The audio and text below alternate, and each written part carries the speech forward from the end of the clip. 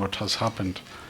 Ikram Saab has been very generous to me in personal capacity, has always introduced me to different forums, and I've always benefited from his advices and suggestions. So thank you so much, sir.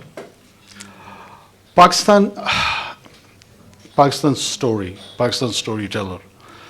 Pakistan is a great place. I am not just boosting about in the hyper-nationalistic tone while I'm saying this. Pakistan is a great country. Why? It has a population of 240 million people at its backyard. The whole of Central Asia lies there, which is landlocked, and of course it is looking to have connectivity through Pakistan. Midway, yes, Afghanistan is there, and as Iqbal has said that it is the heart of Asia. So the stability over there does have a spillover effect in the rest of the Asia. Along with the North Caucasus and Iran on one side, and then there is a Confucius civilization of 1.5 billion people. So Pakistan, as a member of ECO, which has a 500 million population, Pakistan is ECO's India. It's biggest in terms of its population. Some $36 trillion trade is happening next door in China. And on the right, GCC with all its hydrocarbon exports has transformed its economy and diversified its economy and looking forward to enter into the manufacturing area. So what do they lack? They do have capital. The banks are filled with the money, but they don't know where to put it. As there is a demographic disadvantage. So they have two options: either import the population to their own countries, or take the capital to the framework where the right kind of environment is available, the labor, cheap energy, and so on and so forth. Either they import population from India, Bangladesh, or Pakistan, which has, of course, political implications for the Arabian Peninsula. So the preference probably would be that the capital would flow to those countries. So we have to be more competitive, more attractive to facilitate that journey of industrialization over there.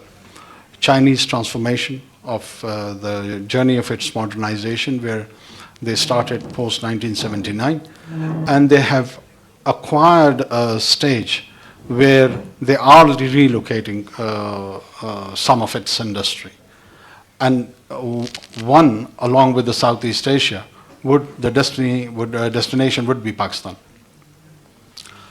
A country which has diversified cultures, ethnic groups, geography, topography. You go to the north of Pakistan, you have 8 to 9 highest peaks in the world. It's a heaven for the people who are interested in mountaineering. Then you have deserts of Thar and plains of Punjab and deserts even in Balochistan.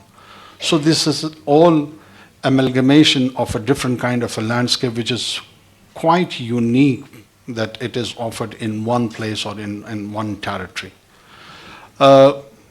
Pakistan's biggest asset is its human resource. 240 million people, 60% of them under the age of 30.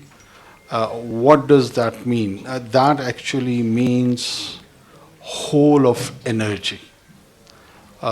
Energy which needs, of course, a direction. We have got around 1.5 million workforce just in the IT sector. We've been working on its international accreditation also, that a year at least we should produce about 50,000 graduates who would be internationally accredited. Pakistan's governance structure is improving. Yes, of course we have challenges, but if we can respond to those challenges within 5 months, I'm pretty much sure that any mandated government which would be in place on 9th of February or by the end of February, uh, would get it as a blueprint that how did we respond in this short stint. And I'm quite sanguine about that, that people are feeling a deep sense of positivity. We brought improvement, and there was a revamp of the taxation structure. The entire structural changes are happening over there, that how do we collect our taxes. So there are two lessons which is take home, and that is spend less on the government and earn more. So effective government, smart government, less government. And we are partners in the business, in the private sector. We have our own stake with the private sector. We would encourage them to make more money, and we'll tax them, take our share of the business from them, and spend it on the social sector. This is the model. This is the model which can work. This is the model which has worked in many parts of the world, and I'm pretty much sure it would work here as well. Pakistan is a story of identity also. We've been viewed as our journey started probably in 14th August 1947, or to some who have studied Pakistan studies at school, the entry of Muhammad bin Qasim from the Arabian Peninsula is at times referred as a starting point of that identity. I would take it a bit further. I come from Balochistan, where the Mehergarh civilization initiated, and they were the one who provided the early inhabitant to Indus civilization. So Pakistan's identity and its story starts more or less about 9 to 10,000 years ago.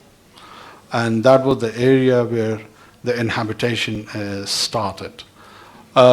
This identity process, the collective memory of Pakistan, it has so many languages as part of its identity, starting from Sanskrit to Persian, English, local languages which were produced from Saraiki to Pashto, from Brahvi, which is a Dravidian origin language, to Sindhi, from Sindhi to Punjabi. And they all contributed along with the inspiration from the Central Asian languages, the Turkic Mongol origin languages. And it crafted a new lingua franca of Urdu. It expressed itself in poetic terms, it produced drama, art. So Pakistan is not just a story of a specific religion, it's way broader than that. It's way broader than that, and there is a lot of interest. Urdu is one of the biggest languages spoken around the world. It's poetry, the classic. We do not have people of less stature than what Goethe is to the Germans, or Shakespeare to the Englishmen. People like Ghalib and the rest have left a lot of deep mystic impact, and in the manner those expressions have been done. West knows Rumi, but very few knows Ghalib. That is the unfortunate part. We have not been able to showcase him. Though in my humble opinion, the themes, of course, Rumi is mentor. We are not creating a competition over here, but they were the wine of the same bottle. So more or less with the same sort of taste, the artistic taste. So Pakistan is not just a land where the trade activity would be happening and all dry. It has its own ambience. It has its own color. It has different cultures, different languages, different cuisine. Starting from Baloch Saji to Shinwari's Tikka and Kadais are the favorite cuisines which one can experience from one end of the country to another. So Pakistan is a beautiful story. Pakistan is a great story. We need more storytellers like yourself, Ikram Sahib. Thank you so much for inviting me here again, and I hope we will continue with this partnership with the World Economic Forum and Pathfinder Group, and we'll be contributing in future also. Thank you so much.